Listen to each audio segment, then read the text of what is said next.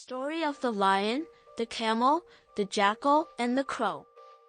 There was once a jungle that was ruled by a lion called Narrated, who had a leopard, a jackal, and a crow at his service, along with other animals. As they did regularly, they were wandering about the jungle one day, when the lion saw a camel at a distance. This camel had separated from its caravan and was feeding itself on the green grass of the jungle. The lion took a fancy on this animal that he had not seen before. "Let us go and ask this extraordinary animal where he comes from." The crow, who flies to far-off places, was aware and replied, "Master, it is called a camel, and this animal lives in villages. The flesh of this animal tastes good. Let us kill it and eat it." But the lion disagreed. "He does not belong to the jungle, so he is our guest. I will not kill it. Please go and assure him that no harm will be done, and bring him to me." As per the lion's instruction, they went to the camel and assured him that they were to bring it to the lion. They won its confidence, and they brought the camel to the lion. The camel stood before the lion and bowed. He also narrated how he had gotten separated from his caravan and how he had reached the jungle.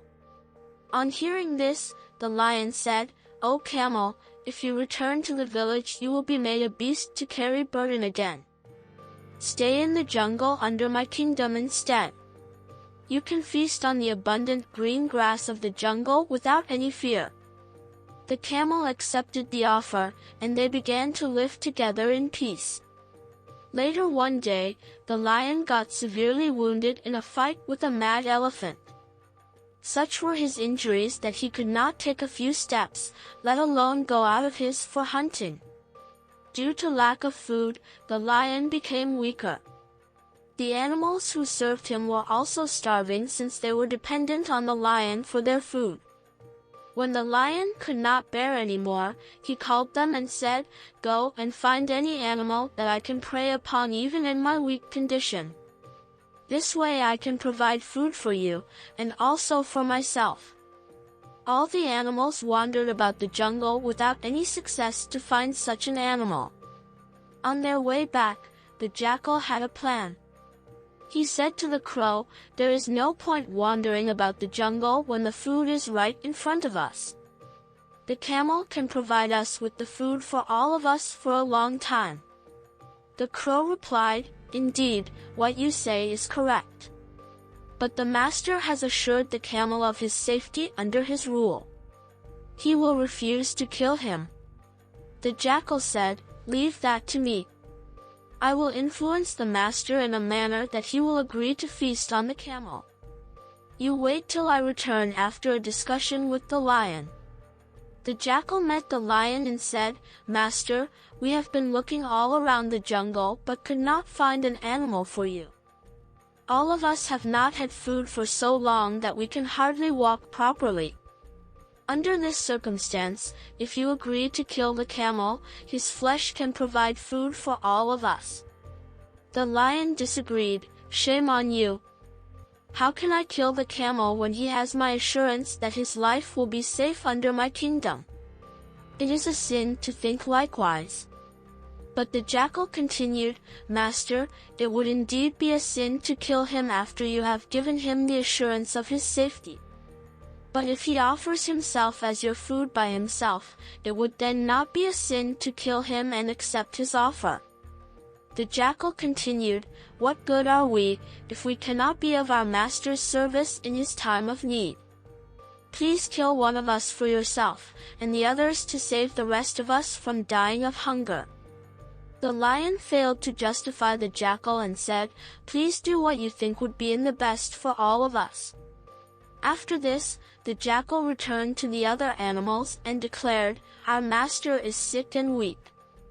If something happened to him, there would not be anyone to protect us. We have failed to get any animal after wandering throughout the jungle.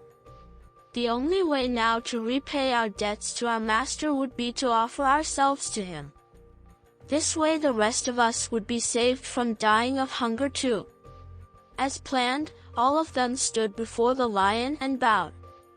They informed the lion that they did not succeed to find any animal for their food. The crow said, "Master, we could not find an appropriate animal for your food. So, I offer myself. Please eat me to save yourself from hunger." The jackal interrupted, "You are too small to provide flesh for the master. Even if he agrees your offer, it will not be enough for his survival. Indeed, you have proven your devotion, and by offering yourself, you have already freed yourself from the debts of the master." He turned to the lion and said, "Please accept my offer instead." The jackal stood humbly before the lion, "Master, please eat me to save yourself from hunger. If you accept my sacrifice, I will be honored with a place in heaven." On hearing this, the lion shook his head in refusal. This way, the other animals started offering themselves, but the lion kept refusing to accept their offer. The camel, who was observing all this, thought, "All of them speak beautifully about offering themselves, but the master refuses to kill any of them. I shall seek to impress the master in a similar fashion." Thinking such, the camel said to the other animals, "You have offered yourself, but the master cannot eat you because all of you are carnivores and belong to the same category as the lion himself. Stand by, for I shall offer myself." With this, the camel came forward and bowed before the lion. He said, "Master, you need not kill any of these animals. Please eat me instead. I offer myself in return to your debts. I shall find my way to the heaven, if you may please accept my offer." No sooner had he made the offer, the other animals cheered. Having already been influenced by the jackal, the lion jumped on him. He was killed, and eaten by all the animals together. The wise indeed say, "Always be on guard when you are in the company of wicked people.